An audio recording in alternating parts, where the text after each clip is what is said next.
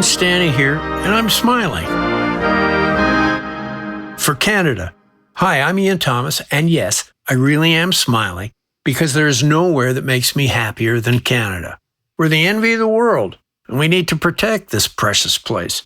We can buy Canadian products to save Canadian jobs and support Canadian businesses. Shop as if your country depends on it. Keep your money in Canada for Canada. What up, Mike? Toronto.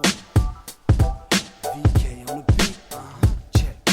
I'm in Toronto where you wanna get the city love. I'm from Toronto where you wanna get the city love. I'm in Toronto like we wanna get the city love. My city love me back for my city love. Welcome to episode 1752 of Toronto Mic'd, proudly brought to you by Great Lakes Brewery, a fiercely independent craft brewery who believes in supporting communities, good times, and brewing amazing beer. Order online for free local home delivery in the GTA. Palma Pasta. Enjoy the taste of fresh, homemade Italian pasta and entrees from Palma Pasta in Mississauga and Oakville. Toronto's Waterfront BIA. Check out what's happening on Toronto's waterfront this summer. Blue Sky Agency, the official distributor of Silen's quiet, comfortable, and customizable office pods. Create sanctuary within your workspace. Toronto Maple Leafs baseball. Tough loss last night. I was at Christie Pitts. We got to win this series in 5, but this next game is in Barrie. If we win, I'll have info on the next game, and we'll all meet at Christie Pitts. RecycleMyElectronics.ca. Committing to our planet's future means properly recycling our electronics of the past. And Ridley Funeral Home, pillars of the community since 1921. Today, making his Toronto Mic'd debut, is Giller Prize winner, Linden MacIntyre. Hello, Linden. Hello, Mike. What a pleasure it is to meet you. You've been on my television screen for decades, and here you are in the wonderful TMDS basement. It's a dream come true. I'm sure it's a dream for you as well. It is indeed. It is indeed, because I've heard all about Mike from my wife, actually, who was here a year or so ago, Carol Off, and she raves about Mike and pizza and beer and God knows what she's not telling me. So many places I want to go there, but one is congratulations on being married to Carol Off. Yeah, well, that's my pleasure. Thank you. That's a legend, and she's an FOTM. So okay, where do I go next, Mike? I'm no Linden MacIntyre, okay, but I did take some time because I was thinking to myself, when you make your Toronto Mike debut, which is happening right now, you are now an FOTM, a friend of Toronto Mike. I am, yes. You know, you have not yet received the Order of Canada, have you? No. You should, right? Well, no. You don't think so? I don't think so. I think you and Carol should each get one. I won't speak for her, but I won't get into my opinions. But no, I've never felt left out, and I've never felt like I wanted to get in. I have full respect for people who have it, but I don't consider myself to be deficient in any way for not having it. Well, but lesser thans do have it. This is my opinion. I speak for myself here. And I don't know how important it is to have it, but I was surprised to find out you did not yet have this honor bestowed upon you. You're content. I'm surprised that you're surprised. And Carol too. But okay, so when I found out that you were dropping by, and I know Carol Off is a great FOTM, I'm going to ask you in a minute if she disclosed to you where that lovely lasagna came from, or if she acted like she made it. We'll find out that in a minute. But I did quickly go through the list of married FOTM, so people who have been on the show but are married to other people who have been on the show. And I won't read the full list. There's a lengthy list here, but can I just bang off some big couples that have been on the show that you and Carol are joining, and then you can chime in if you know these people personally. This will be a quick little thing. Okay. Cynthia Dale and Peter Mansbridge. Know them. I'm acquainted. I know Peter, and I'm acquainted with Cynthia. Okay, of course. You and Peter had the same employer for many years. Yes. Murray McLaughlin and Denise Donlin. Know them both and love them both. Sweethearts, both of them. Okay. Mary Ormsby and Paul Hunter. Don't know them. Okay. Paul Hunter. Toronto Star journalists. Yes, I know Paul Hunter. Okay. Let me just quickly hear. Okay. Hal Johnson and Joanne McLeod. No. These are the participation duo. Remember on TV? Okay. Yes. Telling you to get out and move your butt and all these things. Colin Mockery and Deborah McGrath. I know of them. I don't know them personally. Okay. Stephanie Smythe and Paul Cook. Don't know them personally. So Smythe is now a MP. Is she an MP or an MPP? I think she's now an MP. And or there could be an MPP. Please don't fact check me on this, CBC. But Paul Cook is the longtime morning anchor at 680 News. So if you've ever tuned in to find out what kind of traffic awaits you, you probably heard Paul Cook's voice. I'll do one more. It's a long list. Amy Sky and Mark Jordan. Don't know them. Okay, talented musicians. Congratulations. I mentioned congratulations for being married to Carol Off, but I do want to also say congratulations on the publication of An Accidental Villain, A Soldier's Tale of War, Deceit, and Exile. How does it feel? Like, do you feel like you just gave birth? Like this is... Well, this is the 10th book, so I don't want to feel like I just gave birth or I'll be sore all over. But it's always a great relief to hand out this book that cannot be messed with or edited any further. It's done. Like once it's printed in the hardcover, I see the copy right there. No more edits, right? Right. Okay, so we're going to dive into that. But because this is Toronto Mike, we're going to get to know you a little better, and I have some questions about. You have so many, facets to your career. I've got some questions about the broadcasting part of your career, but I have a question about your name off the top. So I know Trevor Linden; he was a great Vancouver Canuck, and I know Colin Linden, a fantastic musician. But I don't know Linden as a first name. Like, where does the name Linden as a first name come from? That's a very good question, and I've asked my mother a number of times where she found it, and she pretended she didn't know. I suspect I come from a culture in which you're always named after your father or your grandfather or both. For example, if your father's name is John and your grandfather's name is also John, you would be named after your great-grandfather tacked on. It's the very Russian. I'm not Russian, but in the Celtic world, you have the patronymic. So all my cousins and people I know, they're named after their dads. Their names are like John, Angus. I have a friend, I went to school with a guy named John Angus, John Archie, Jim Sandy. Whoa! Because he had to go back about 3 generations to be identified as him. Right. Unique. Yeah. So I mean, my mother decided she was going to not leave me vulnerable to that kind of. My father's name was Dan Rory, among many Dans, and his father's name was Dougald. So he would be known as Dan Rory Dougald. And she didn't want me to be, if she named me John or Dan, I'd be Dan Rory Dougald. So she was going to avoid all that. And she named me Linden, and she wouldn't tell me why. Was this a boyfriend? Was this... Somebody told me that there was a radio mystery program back in the 40s that she might have snitched the name from, but I don't know. But it was probably a surname. It's not an uncommon surname in Cape Breton because it's from somewhere in the British area as a surname, and I've known people with that as a surname, but I now know some younger people who have the name, and it's also spelled as my name is spelled, Linden. Okay, it's you're a trendsetter. They're probably named after Linden MacIntyre. Well, they could be, excuse me, because they're from the area that saw me on television. Right. Well, so I'm wearing a shirt for one of my favorite bands, Sloan, and I wore it for you, Linden, because Sloan is a Halifax band. Yes. So maybe, if you don't mind, could we go back maybe and just talk a little bit about your Nova Scotia roots? Of course, you're Nova Scotia, you're a Maritimer. I am. I'm actually, we kind of identify as Cape Bretoners. I've been there, by the way, because in Ingonish, yes, that's where I was when the final Tragically Hip concert aired on August 20th, 2016. Where were you when? Right. And I was there streaming it live, and I'll never forget that moment. But yeah, please. So you're from Cape Breton? Yes, and my mother's people are from down near Ingonish, what they call north of Smoky. So that's where her people come from, and they are of Irish extraction. My father's people are from the other end of Cape Breton. They're from Inverness County, and Gaelic-speaking people who spoke it right up until my generation, and come from the Hebrides. So, yeah, I know Ingonish. I know Cape Breton quite well. I spent 2 months there just now, and so... Amazing. Yeah. Great music coming out of Cape Breton. Yeah, indeed.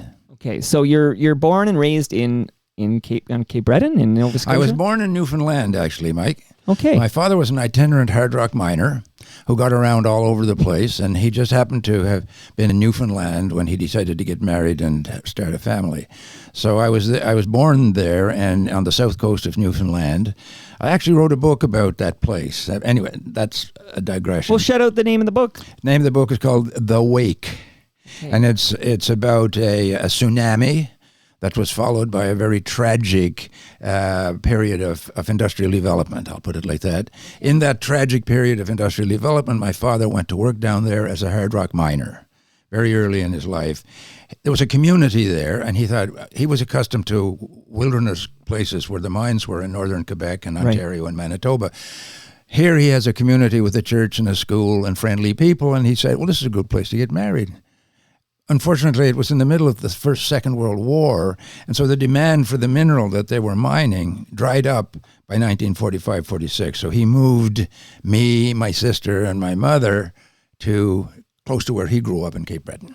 Now, I know at some point you work with the Halifax Herald, but prior to that, like, when did you realize I, Linden MacIntyre, want to be a journalist? Like, when did this occur? I, Linden MacIntyre, wanted to be a writer. Writer. I wanted to be a storyteller, and I also wanted to earn a living.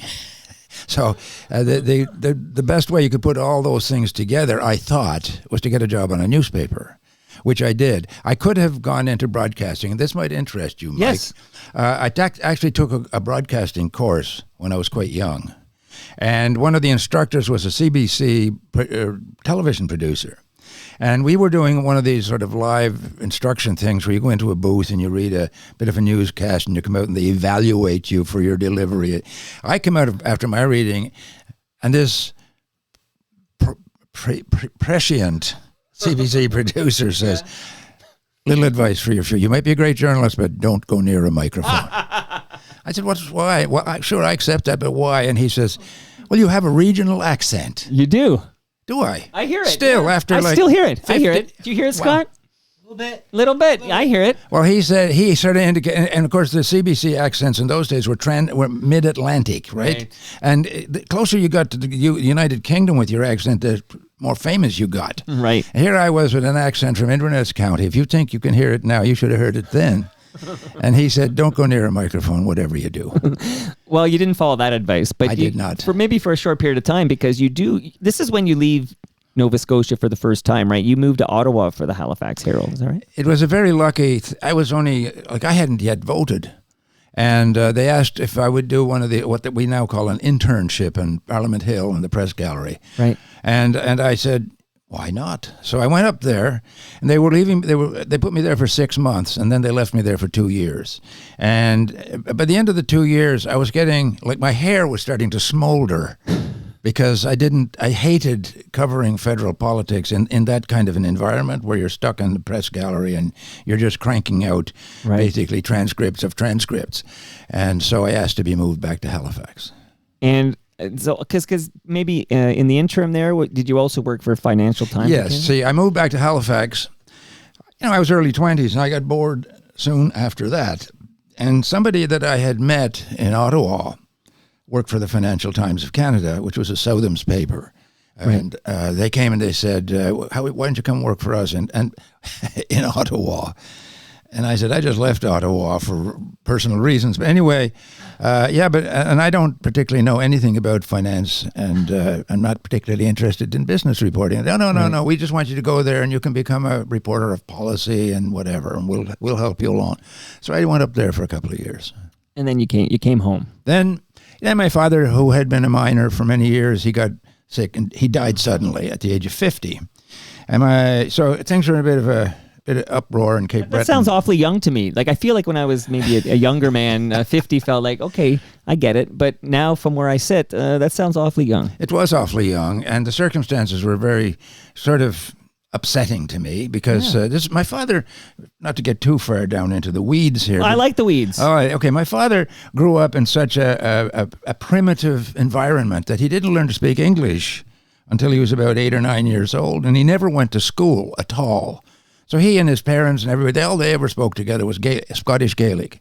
Wow. And so he never got to school. He picked up English. He picked up how to read and write from his father, who had actually got off the mountain for a little while.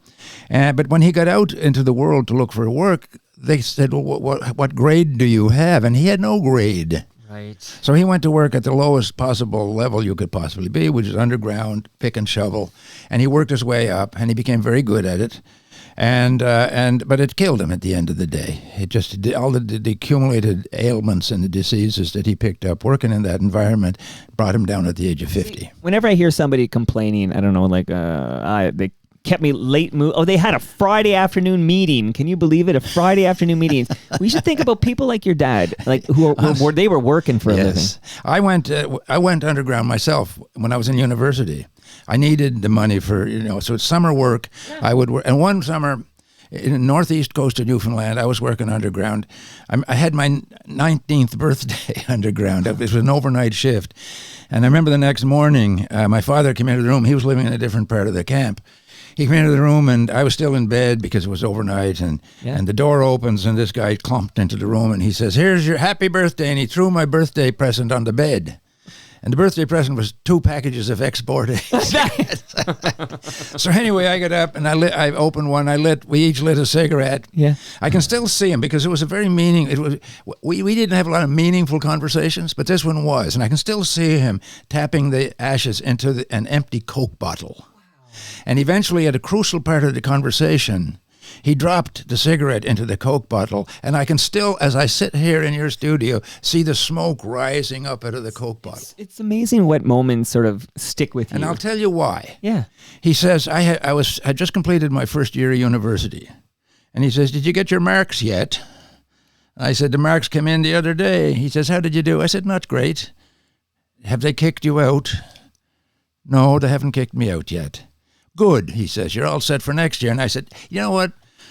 I'm going to take next year off." "Oh, yeah? What are you going to do?" I said, "I'm going to stay in here, earn some money, work underground." I like working underground. It's a very macho thing to do, and it's very rewarding to go down there and come up at the end of the day, bone tired, filthy, and have a shower and take the rest of the night.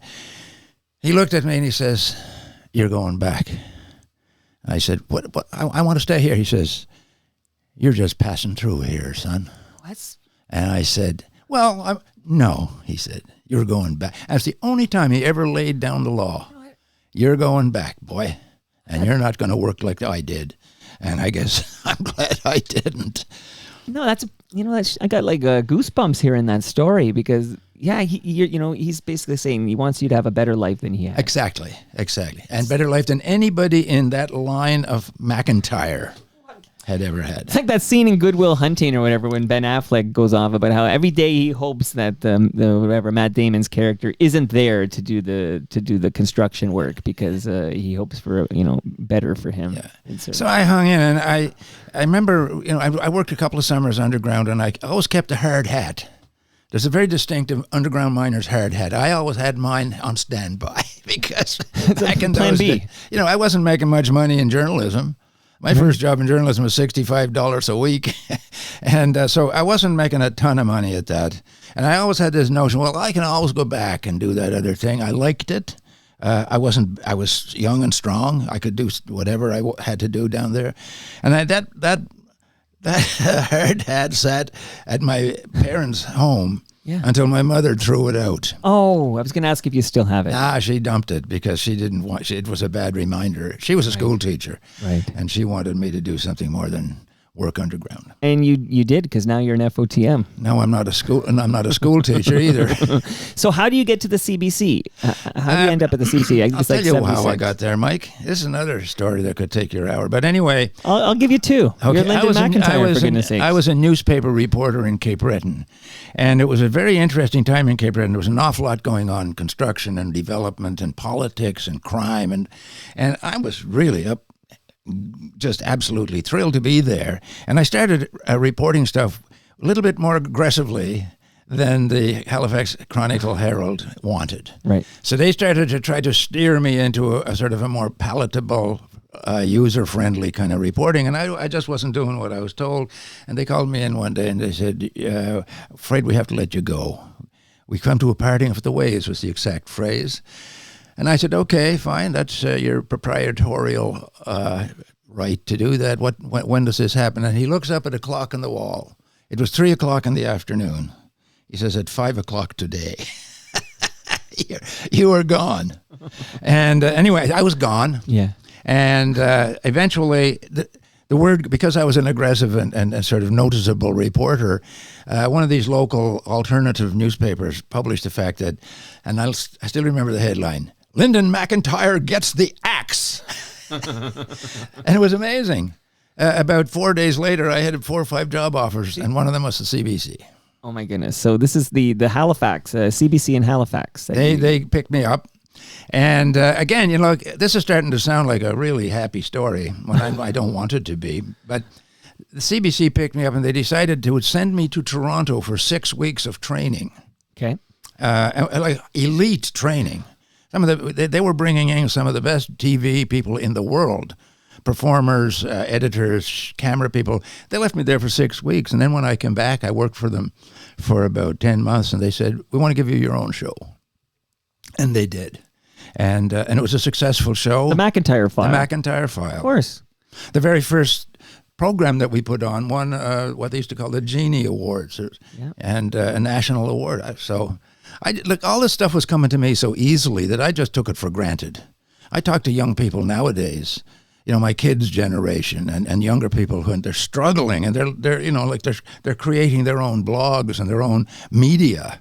And I'm thinking back with enormous guilt how easy it was. You know what, though, it's of the era, right? Like you can't, give them a time machine, right? Like, so there are these things, you're right, these new, Ben Rayner, do you know the name Ben Rayner? Yes, I do. Okay, so Ben Rayner, reno-evicted, this is a new term I was introduced to, but now I'm seeing it happen all the time, but he was reno-evicted, which basically means his landlord, I don't know if that term's even the term anymore, but doubled or tripled the rent or something, and he simply couldn't, he was working at a music shop, and he couldn't afford to live in Toronto, and he had to leave, but he says for the past, I think, 8 or 9 months, Ben Rayner has been homeless and jobless and sort of couch surfing, and he's a maritimer himself. I think his mom had a home in New Brunswick, and he was sleeping on the couch there for a while.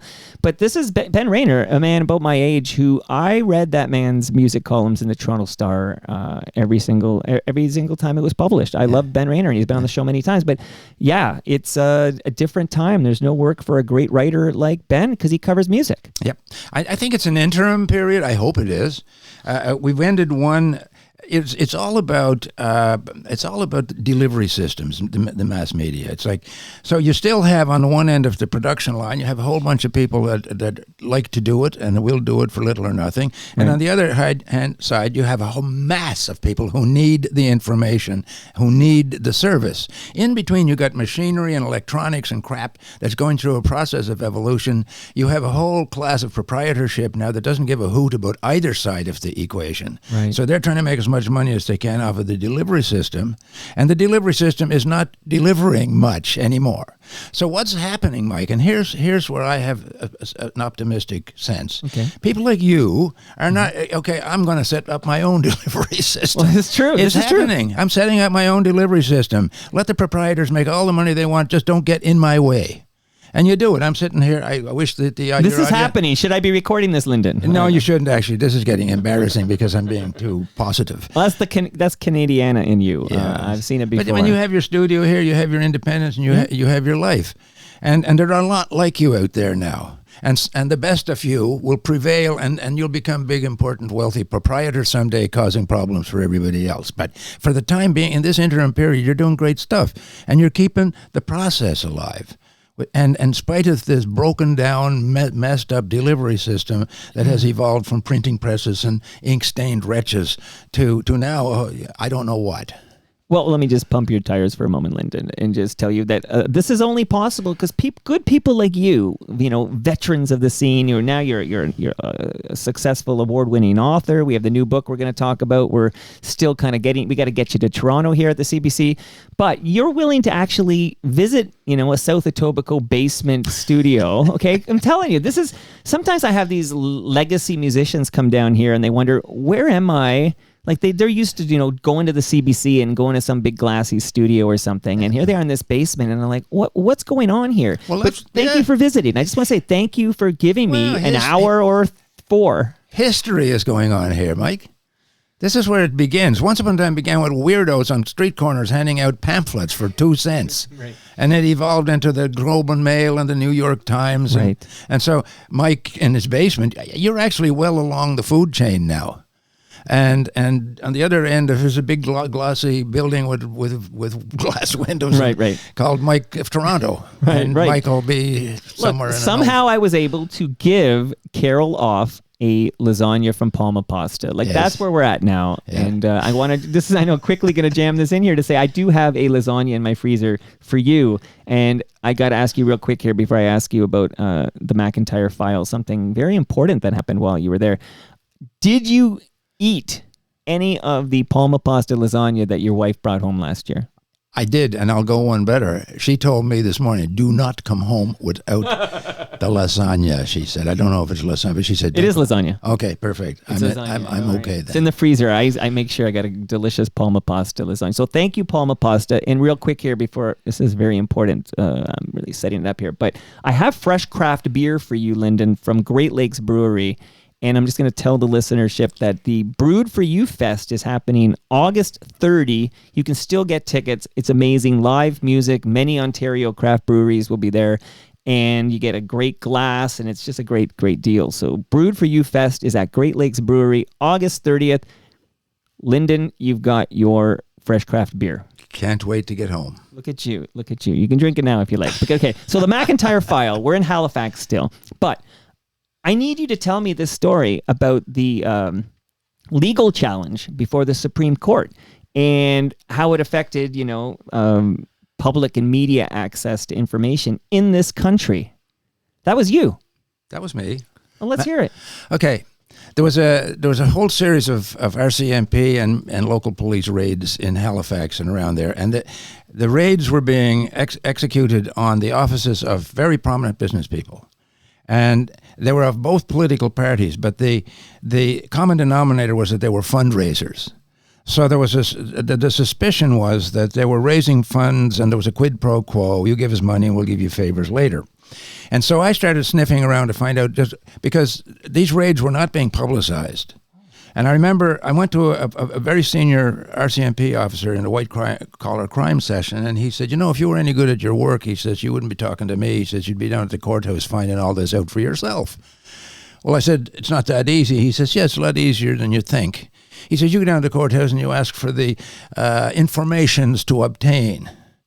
And he explained what that was. Yes, he says, this is a free country. We can't just kick down doors and go in and take what we want. We have to get a court order that says we can. And then to get the court order, we have to explain why. Right. So if you got any gumption, you go down there and you find out there. Don't be asking me. So I went down, and I didn't tell the court official who sent me. I didn't tell him who I'd been talking to. I just said, I want to see the informations to obtain, blah, blah, blah. And he looked at me as if I had asked to see his personal bank account. He said, you're never going to see that. And I said, well, I'm entitled to. And he says, no, you're not. He says, as a matter of fact, he said, I was sitting in a chair like this with a big filing cabinet like 6 inches behind my head. He said, the drawer right behind your head, what you want is in there. And you might as well be 1,000 miles away from it. Wow. And I said, well, I'm told that I'm entitled to that information. And this is to shorthand. I said, bluffing. And this was in the basement of a courthouse, big courthouse. I said, I might have to drag your ass upstairs and get a judge to tell you. He says, drag away. He says, drag away. Wow. Now get out.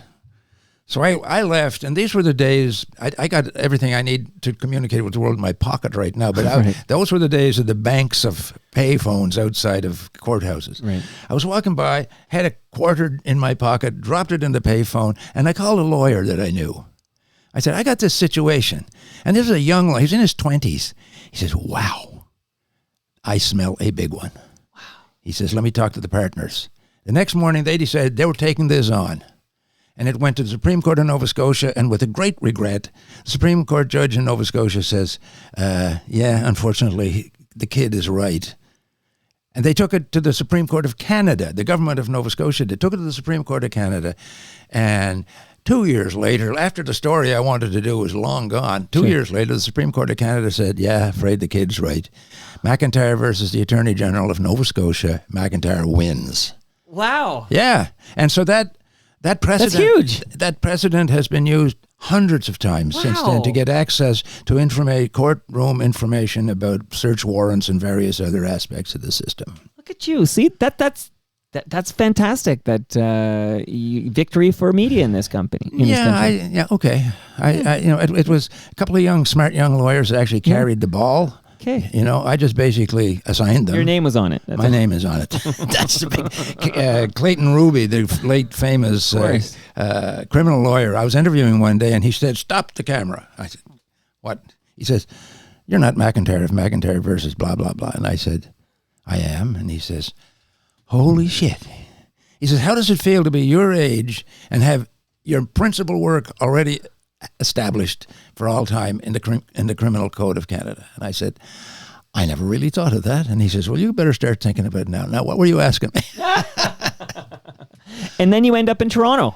Yes, I ended up in Toronto working in television for I don't know how many people can remember this, but there was a program on after the National called The Journal. Knowlton Nash, right? No, Knowlton. No, this was Knowlton was gone. Peter Mansbridge took over, and then they had a separate program with Barbara Frum. Right. And this was a very ambitious CBC thing. It sent you all over the world on big stories, and I was lucky enough to work in there for a number of years. Hey, geez, no. Okay, any highlights of these trips around the world? Oh, God. I know. We don't have that kind of time, right? But maybe one that sticks out? Well, one that... There's a couple stick out. The big one that sticks out was a massacre in Lebanon in 1982. I just happened to be in there. I was in and out of Lebanon now and then during the violence, and I just happened to be I was actually in Jerusalem on my way to Lebanon, and I was talking to somebody from the Palestinian side, and the guy took a phone call and he went white in the face. And he hung up and he says, "I have to end this conversation." He says, "There's been an awful massacre in Beirut. A couple of the Israelis blocked off access to 2 refugee camps, and a Christian militia went into those refugee camps, and they've killed countless numbers of people." Long story short, I went up there and I got into those camps a couple of days after the massacre, and I never forgot it. Oh my goodness gracious. And you also did that notable feature on acid rain, right? I did. That was one of the first things I did before I went to the Journal. I did acid rain. I don't like talking about the old stories because I didn't do these things all by myself. Right. I did these things with all kinds of help. In the camps in Beirut, I had a cameraman and a sound man with me. They were all equally traumatized by it, and they never had the outlet to sort of like yak.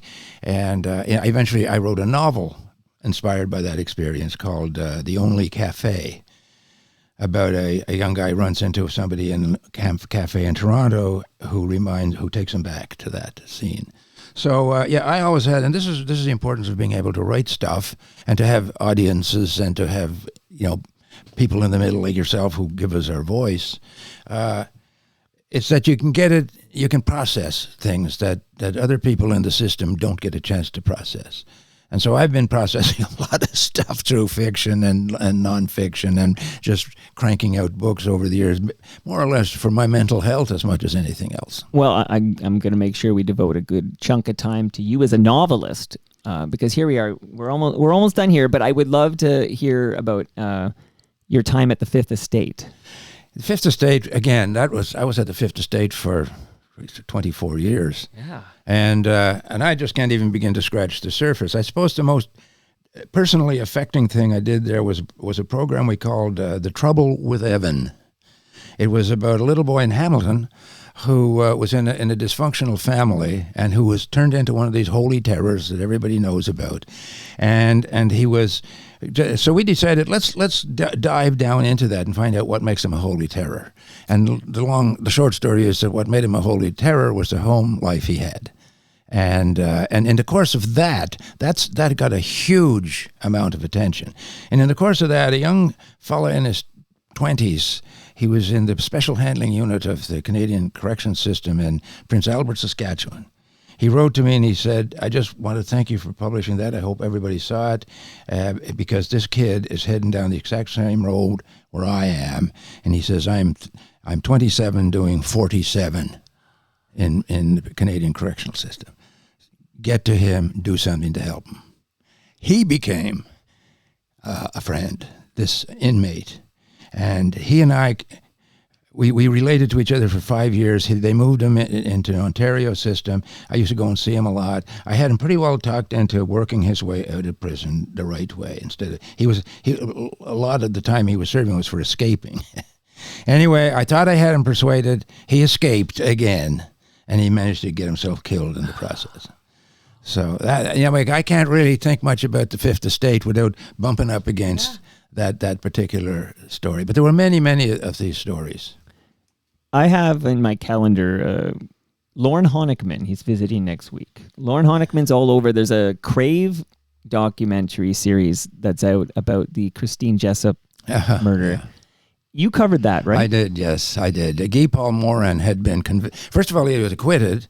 The Crown appealed, and then he was convicted. I said, well, one of these decisions is wrong. So we dug down into it, got his confidence, got the confidence of his legal team. We're completely shut down by the Crown. So this is starting to tell me where the flaws are. Anyway, we did it. And long story short, with a lot of help from the people for the wrongfully convicted and various other organizations that got on board behind Guy Paul, the guy was eventually exonerated, not just sort of found not. He was exonerated by the Supreme Court, and he's now somewhere in Ontario leading a perfectly normal life, married with kids and employment and all that sort of stuff. He doesn't talk about this. I tried to get him to talk about it a few years ago. He says, no, that's behind me. He says, I got sick of answering the questions and talking to people. Oh, so you're so-and-so. And he says, I don't get that anymore, and I don't want to start it up again. Anyway, that was an important one. How many years did we steal from that man? We stole a good 10, at least 10, because the time that he was in that awful system that he was in, and before he was eventually sent to Kingston Penitentiary, which was where we found him, it was at least 10 years went by. The other big one was Stephen Truscott. Yeah. Truscott had been found guilty when he was like 14 or 15 years old of killing a child, schoolmate, and sentenced to death. And the government of the day in the 50s got feeling kind of like, this isn't going to work out. It's going to give us a black eye. And they changed it, turned it into a life sentence. Years and years later, somebody decided, let's have another look at that Truscott case. And we did. And by the time, and when we finished our piece, it became part of a movement that got a complete judicial review of that entire ancient case. And at the end of the day, that one was not just overturned, he was exonerated totally. He did not do it. And go about your life. And Stephen went about his life after that. Now, because of Lauren's visit, I was digging into the Christine Jessup murder, and he was 9 years old. But the DNA eventually identified the real killer. Well, first of all, it exonerated Guy Paul, and then a few years later, it was DNA just keeps evolving and evolving and evolving. Sure. And Calvin Hoover was the man who murdered Christine Jessup. And this name, Calvin Hoover, this wasn't on your radar at all. No, not at all. We had a lot of names on the radar, not that one. And, we were embarrassing people. We were tracking them down and ambushing them here and there, and poor buggers had nothing to do with it. Oh, jeez. And that's the way you work. But he was so close to the family. He was a friend of the family. He was a friend of Christine's dad, right, and neighborhood. He apparently, from what I read, he went on searching for the body and all that stuff. And the cynicism of that just, and then he died before they actually got him. My goodness. Boston Marathon bombing, I was active on Reddit, right? There's like an aggregator, social media aggregator site, and they all got together, decided they would find out who was responsible, and in real time, they all amateur detectives on Reddit all determined they knew who it was, and they named this person, and it wasn't that person at all. No, that happens more often than we would like to think, but. There's, the race to judgment, right, and under the pressure of public outrage is a really serious factor in the injustice. Police now they will over publicize the horrible nature of a crime in order to see they can get people to come forward and give information. But what it does generate a serious outrage, a lot of public pressure to get results. And the public pressure translates into political pressure, and the policemen are as susceptible to that as anybody in the system. So away they go. We got to drag somebody, and we have to appear to be making progress. Right. So we'll grab this fellow in, and we'll start the process, and the process will eventually, if he's not guilty, it'll send him back into the world. It doesn't work that way. Even the process itself leaves you with a mark. Sure, you get stigmatized by being accused of a crime like that. Now it's. I know you agree with me, but better to get it right than get it first. Exactly. And I think we've lost a lot of that. Yeah. You should see what it's like in the sports media world. I know that's the toy department, Linden, but this race to get it first seems to be trumping the race to get it right. But okay, so you mentioned 24 years at the Fifth Estate. Yeah. That brings us to 2014. Why did you decide to retire from the CBC? God. I decided to retire, first of all, because I was there for 24 years, and I was 50 years in journalism. And I tell you when the epiphany happened. I was at one of those great big staff gatherings of CBC people, and there were big bosses on the line from various places, and they were announcing yet another layoff. And anybody who wanted to ask questions could walk up to a mic and ask the questions. And I was watching these people walking up to the mics and asking questions. I didn't have any questions. But every single one of them was motivated by insecurity. They were young people. A lot of them were on temporary contracts. A lot of them were on probationary status. And they were, well, what's my future? And I'm sitting here smugly. I don't have to worry about my future. Right. And it crossed my mind within the days after that, you know what? See, Fifth Estate does not need 4 hosts. And I'm one of the 4. And I could easily step back and liberate enough money from what they pay me to use somebody more useful, to put somebody more useful in a job, or to keep, at that point, the Fifth Estate was being told, you got to lose people. And I knew who they were going to lose. They're going to lose young people. They were going to use women mostly. They were going to use the least experience, and some of those people were the most gifted people on the show. So I said to the boss, what if I go? And he says, well, we don't want you to go. And I said, okay, let's say you got no choice. I'm going to go. Will you give me an undertaking that you're going to work with 3 hosts and use your budget for other people? He says, I think I can do that. And I went. And within a year, they replaced me with another bloody host. Oh. So they reneged on their well, I don't know if they reneged or they were overruled or But any regrets, Linden? Any regrets no, in 2014? I never regretted that. I did not. I had... I mean, you have another career here. Well, I had a book coming out at that time, and right. I never really thought of it like that. At the time, I was getting up in years, and I knew that... there were other things I could do. That boyhood thing about writing books and telling big stories, it was still quite alive in me. And I said, well, maybe I'll spend more time at that. Because I used to have to write my books by getting up at 5 o'clock in the morning. I used to say, get the job done between 5 and 9, and then let 9 to 5 look after itself. And so that's how I got most of the books written. And now I don't have to do that. I can write when I want to.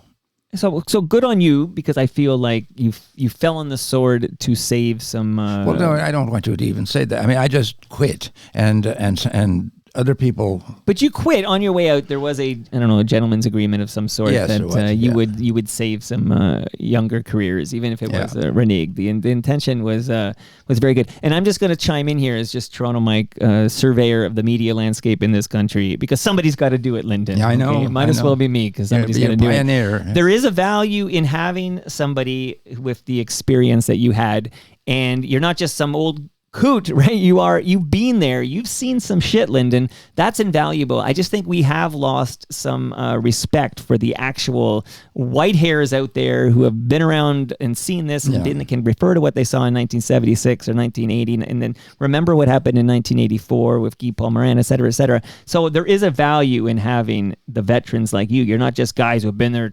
24 years and bringing down the big salaries so the young people can't up. I'm just going to throw it out there. I see the value in having a Linden MacIntyre on your team.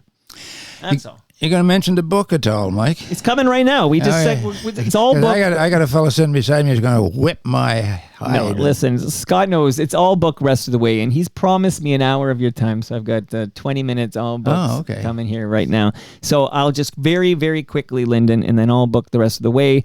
Gonna thank you. I'm gonna thank you, of course, but I'm actually gonna thank Blue Sky Agency, the newest sponsor of Toronto Mike, for stepping up. And I urge anyone listening who is looking for a creative work environment, a dynamic and creative work environment, write Doug. He's Doug at blueskyagency.ca. Let him know you're an FOTM and talk to Doug Mills from Blue Sky Agency about the office furniture brands that he works with and how he can help your environment. Shout out to Ridley Funeral Home. Of course, Life's Undertaking records later today, and that's a great podcast that Brad Jones and I host for Ridley Funeral Home. The waterfront has a bunch of great summer activities and events still going. We still got summer left. We're in late August here, and the air show is coming up this next Labor Day long weekend. So get your butts to the waterfront and enjoy the Canada's longest running air show. If you have old electronics, old cables, old devices, don't throw them in the garbage, Linden, because those chemicals end up in our landfill. Go to recyclemyelectronics.ca, put in your postal code and find out where you can drop that off to be properly recycled.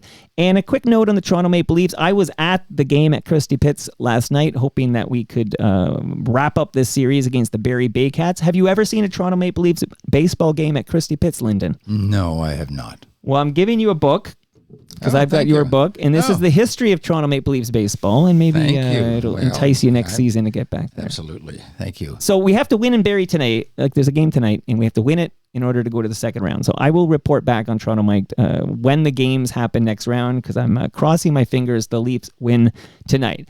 Okay, Linden, it's all books the rest of the way because I don't want to upset Scott. He's the heavy in the room. I don't know if I pointed that out later, but you're a natural-born storyteller. Anyone who's been listening for the last 40 minutes knows that. But what was your first novel? First novel was called The Long Stretch. And it was sort of a bee in my bonnet for a very long time about why certain families become dysfunctional. And I decided one of the reasons in my generation was wartime experience, Second World War, and even First World War. And people were coming back. Back in those days, there was no such a thing as PTSD. It was called shell shock. Right. And there were a lot of really damaged people around, people with limbs missing, people with bad drinking habits, and people with volatile tempers. And you would see this around, and then you would, next generation down, you would see the consequences in the schoolroom. You know, their children, their grandchildren were like, whoa, there's something wrong with that person. And I got it in my head that wartime trauma will migrate through time, through the genealogy of the survivors of those wars. And so I made up a story about a couple of guys, one of whom was in the war and one of whom wasn't, and they were neighbors, and how their families turned out, basically. And I wrote it, and nobody seemed very interested in it. But there was a neighbor of mine, he was a literary agent. He says, I'd like you to write a history of Canada-U.S. relations and the border between the two countries. And he said, write up a proposal and I'll take it to Jack Stoddard, who had a publishing company at the time. Okay. So I wrote up a proposal and we took it to Jack Stoddard, and Jack says, well, this guy's TV. Can he write? And, oh yeah, he has a manuscript for a novel. And well, Jack says, I'd like to see it. Just make sure that the guy can put 2 pages together. Right. And so the rest is one of those stories. Jack read the novel and he says, I don't want your history story. That's boring. I want this. And he published the novel. And then it got attention. Somebody said, well, you write a memoir. I said, I don't ever want to write a memoir. well, we want something about your past life. Well, I'll write about my past life, but it won't be a memoir. So I wrote something about my past life by growing up in a place that changed dramatically because a causeway linked Cape Breton Island to the rest of the world. I wrote that story. That was very successful. And then I But what was that one called? It was called Causeway, A Passage from Innocence. Okay. And then there was a book called, then I wrote a book about Ty Conn, the inmate I was telling you who got himself killed. Right. I wrote, and then I started a spin-off from that long stretch book. I had a character in that book who was a priest. I said, I'm going to write a story about a priest who never was meant to be a priest. And because he was never meant to be a priest, he has a particular personality that becomes useful to the bishop. And the bishop begins to use this guy, who's a hard-nosed fella, who sort of spoke straight to people. The bishop started to use him to go out into the communities that were complaining about priests who were going astray and getting involved in the abuse of children and what have you. Mm-hmm. So the bishop basically assigned him to be his man. And the book became, the novel became The Bishop's Man, and what he did and how it affected him. And that was sort of like the breakthrough book. That's sold tons. I introduced you, Linden, as a Giller Prize winner. That was the Giller Prize book. That's amazing. Like, so that was the 2009. You know, everything's got to have a financial backer now, so they're calling this the Scotiabank Giller Prize. Yeah. Everything's for sale. So the 2009 Scotiabank Giller Prize, you won that for The Bishop's Man, which is like the second in your Cape Breton trilogy. That's what they called it, yes. And so I decided, I didn't intend to write a trilogy, but I wrote another novel that involved some of the characters, originally from The Long Stretch, recycled in The Bishop's Man, and then I wrote a book, probably my most intriguing title, called Why Men Lie. And everybody said, wow. I was in a broadcast studio one day waiting to go on to do a little plug for the book. Sure. And nobody knew who I was. And there were some women there, and they were watching the internal screen, and then the book cover comes up. After this, blah, blah, blah, we're going to talk about that book. And one of the women turned to the other, man, I can't wait for that. I wonder what she has to say. So anyway. Provocative title. But I just want to ask you about an award you won for The Bishop's Man. And then, of course, I really need to know in great detail everything about An Accidental Villain, A Soldier's Tale of War, Deceit, and Exile. But the Libris Fiction Book of the Year Award, you won this in 2010 for The Bishop's Man. Yes. Now, pardon my ignorance. What do I know? I'm a dummy over here. But that's a prestigious award, isn't it? Because it's an award that's picked by booksellers. Yeah. And it's an award that's sort of recognition of commercial success, which is not unrelated to artistic success of any particular book, and that was good for the book business and the booksellers and all the rest of it. And I was very proud of that award. Oh, you should be. You absolutely should be. Now, please, what can you tell us about the newest book? Literally just dropped. Do we use that terminology in the book world? Do we drop these things? But An Accidental Villain, A Soldier's Tale of War, Deceit, and Exile. Please tell me about this. I'm always listening for stories, and I hear lots of stories that aren't going to be books, but this one intrigued me totally because I was reading an academic paper about another story that involved Winston Churchill and the President of the United States, Franklin D. Roosevelt, and a meeting they held on the south coast of on a battleship on the south coast of Newfoundland in 1941. 1941, Churchill was losing the war. The Allies were all losing the war. Americans weren't in it. Churchill was there to kind of persuade the Americans to get in the bloody war. And in the middle of this intense meeting, he sends a message to St. John's that he basically wants his old pal Hugh Tudor, Sir Hugh Tudor, to come over to the battleship and have lunch. And I was like, oh my God, what was that friendship about? Hugh Tudor lived in St. John's. And so I started to dig on that. And I find that the man in St. John's was actually a fugitive or in exile because of his behavior during the Irish War of Independence, 1920-22. And long story short, I have to make it that, but he was a long-standing close friend of Churchill. They met in India as young officers in the 1890s. Churchill was the Minister of War in 1920. He needed somebody to go in there and kick the pants off the Irish Republican Army. He didn't want to hand it over to the British Army officially, because it would be look bad internationally to have an army suppression happening on your doorstep. He called the Irish rebellion a crime wave. He decided to define the rebels as criminals, and he decided to put the responsibility for ending this on the Royal Irish Constabulary, a police force. And he hired his old buddy, General Tudor, to run the police force. Tudor goes to Ireland. He doesn't care about the Irish. He immediately finds out this is not the kind of war I'm used to. This is an insurgency. People in civilian clothes conducting all kinds of terrorist tactics, and the only way I can handle this is to embrace their tactics. And so he turned the Irish police into almost an anti-terrorist terror organization. He was presiding over a large proportion of the police who had been recruited in England and Scotland, who were really hard-assed veterans of the First World War, really bigoted about the Irish, and just brutal. A lot of them were damaged by the war. So they get turned loose, and of course, over the next 20 months, they hammered the IRA. The IRA hammers back, but they got more hammer. And after about 20 months of this, the IRA says, okay, maybe we should be talking. And they sat down then to talk treaty and future with these English diplomats and politicians who just basically ate their lunch and left them with a treaty that created the grounds for a civil war in Ireland, in which the Irish started to kill each other. And it was a bloodier, more nasty war than the War of Independence was. But the English could sit back, the British could sit back and watch it all play out in their interests.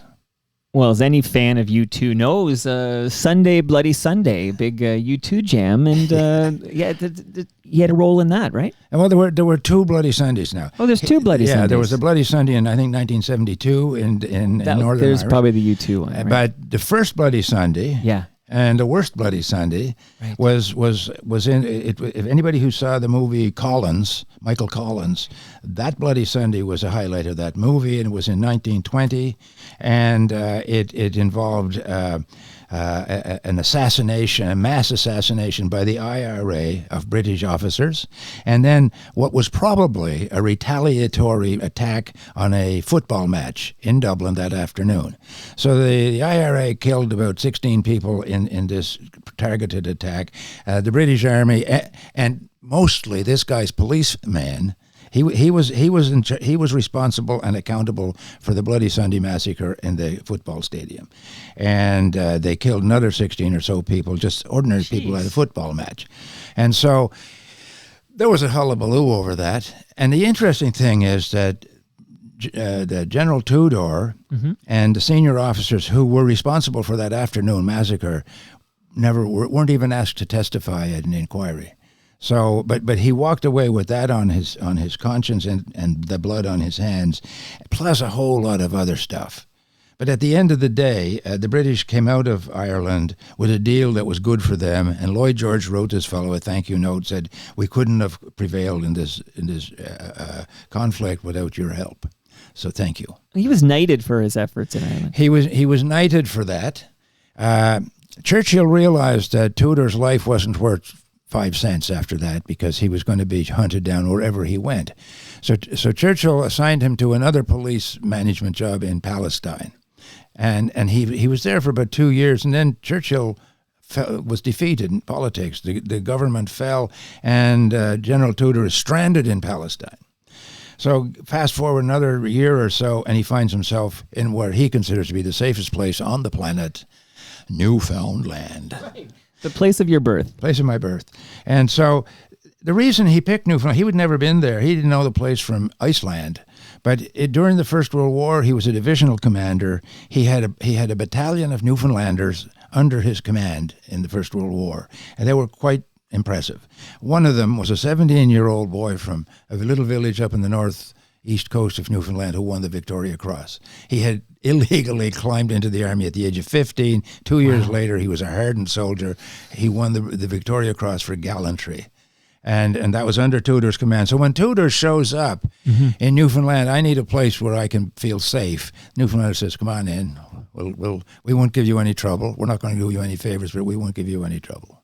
How long did it take you to write An Accidental Villain? It took about 5 years. Wow. Because first of all, I found out a little bit too late that his secret of survival was to keep his mouth shut and not write stuff down and not going around like so many war generals and officers and politicians writing self-serving memoirs. He didn't do that. So there was really nothing on the record that you could get your teeth into.